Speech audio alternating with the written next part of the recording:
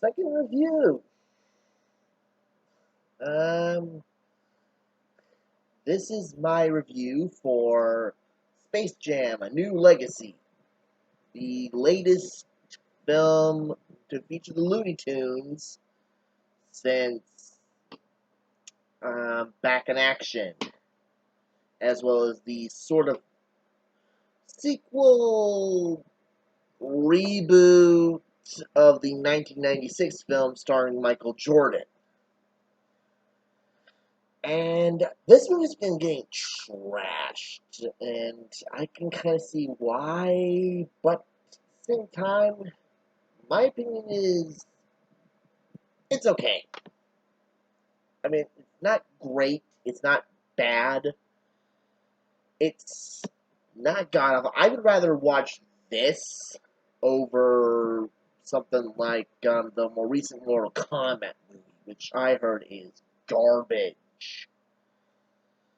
Um, Basically what the story is that we get a fictionalized LeBron James, and he has a son in this who wants to be a game developer, but he has that whole spiel of, oh, I want my son to follow in these other footsteps, and I don't want him to lose sight of something.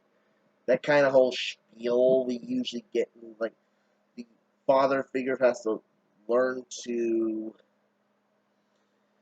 let his son grow up. We've seen 1,000 frickin' times that it gets kind of boring at some point. Anyway, that's not the main focus here.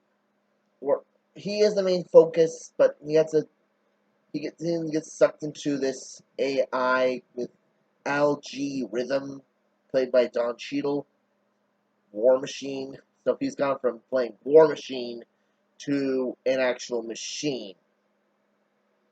It, it makes a lot more sense when you think about it. Um, Basically, Don says that Al-G tells him, "Hey, you win this basketball game, I'll let you free, and you get your son back. You just need to get a team." And he dumps him into the Toons world, where he comes across Bugs, and turns out that Bugs is the only Toon left because through all the other gyms, will say Marvin, were pretty much booted out or tricked into leaving their home by Al-G, and Bugs ain't no. The only reason Bugs didn't leave is because he's Bugs Bunny, and he's not a freaking idiot.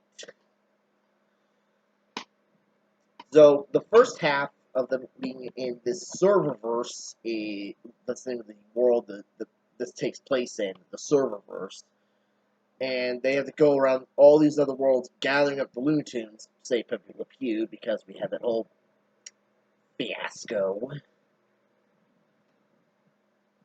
They kind of missed the point of Pepe Le Pew.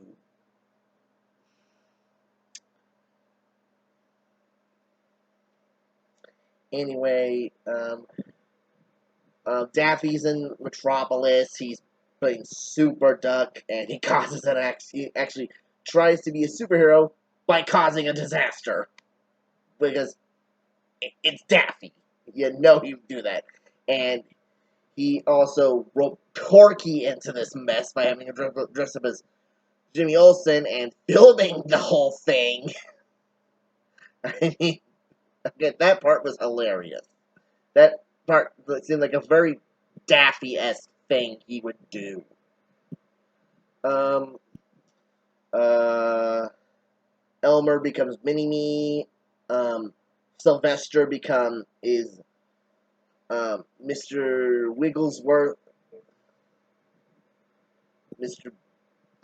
Dr. Evil's cat. I forget the name. It's Wigglesworth or Bigglesworth or something. Um, Granny becomes Trinity. That part was pretty funny, and as well as her with Speedy. I gotta say that Gabriel Iglesias, aka Fluffy, as Speedy was pretty fun. Wish he was in the movie a lot more. There's the one brief part where Foghorn is Daenerys riding Drogon. That part was pretty funny. Oh, and also there's a cameo from a certain property that isn't really meant for kids. I was surprised they got away with that. I won't say who it is, but it involves a certain person, and that Bert was a hint.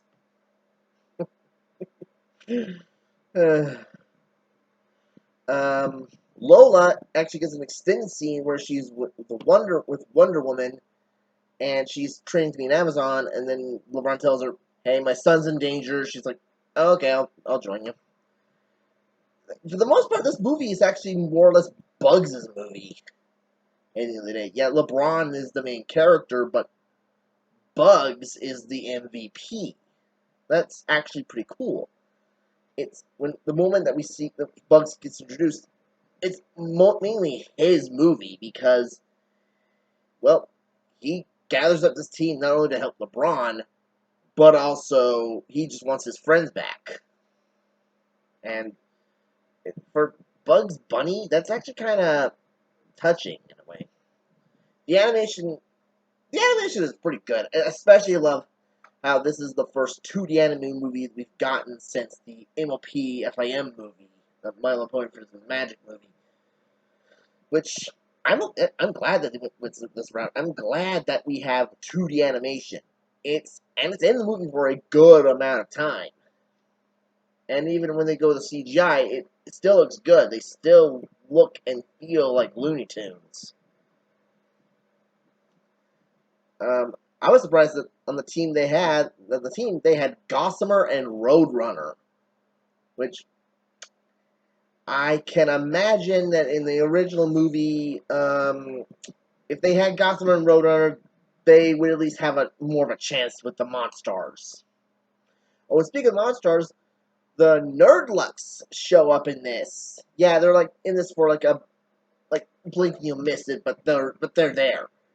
And speaking of which, this is really sort of like I've heard people call this HBO Max the movie, and I can kind of see where they're coming from because a lot of this feels like an advertisement for HBO Max. Like, here's Iron Giant, here's the Hanna-Barbera characters, here's Mad Max, Fury Road, here's The Matrix. You can watch all these on HBO Max.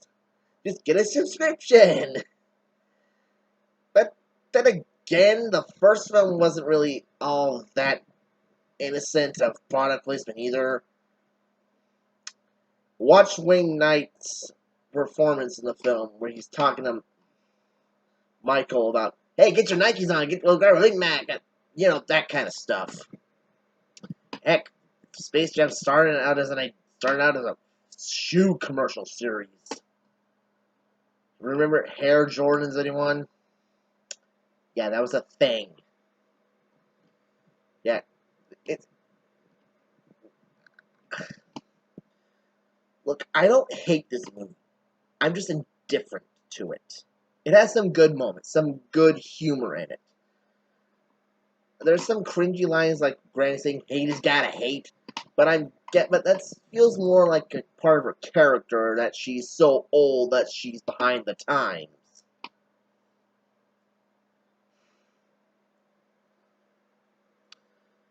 Also,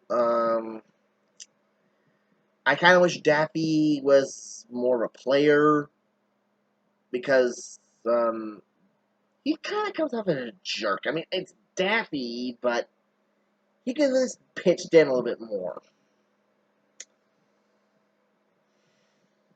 The Goon Squad, I wish they had a bit more development. They're just there for the Toon Squad to face off against. Algae Rhythm, you can tell that Don Cheadle's having a buttload of fun playing this character. Like he is evil and he is loving it. Like every scene he's in, you can tell that he is having a blast playing this character. Kind of like how Steve Martin was having a blast playing the Acme chairman. What else?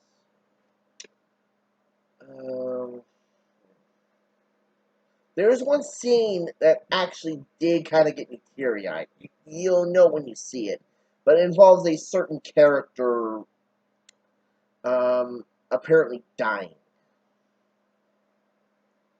I won't say who it is, but if you don't want to see it, just pause the video and I'll wait for you to see it at least just once, just to know what I'm talking about. Okay, you back?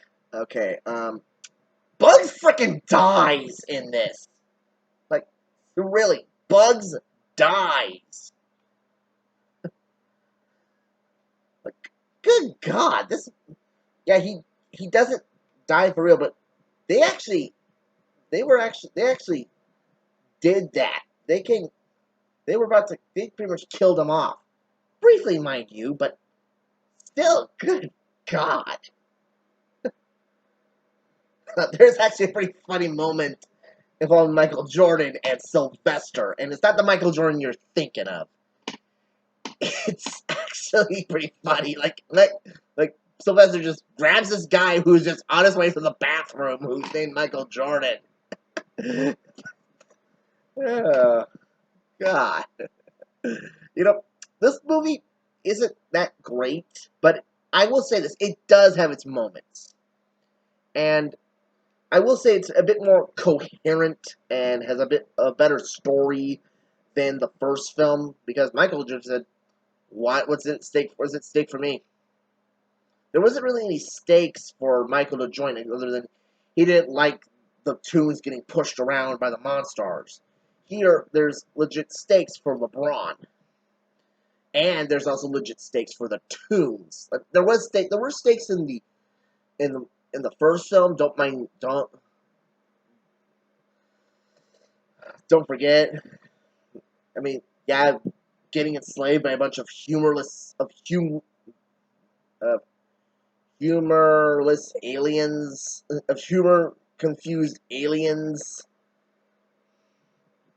is not a fate I would grant on anyone, let alone the Looney Tunes. But here, there's a bit higher stakes here, and chances are they could just break it out of Moron Mountain, even if they tried. Um, I will say this movie is probably a guilty pleasure. You can just watch this with your kids, and you can. It's just something to give them something to entertain them for like 2 hours. Yeah, this movie is like 5 minutes longer than like 2 minutes longer than Godzilla vs Kong, which I will do that review of that sometime. Don't worry, I will do a review on that movie sometime. But anyway, that's my review on Space Jam: A New Legacy. Tell me what you thought of it. And take care.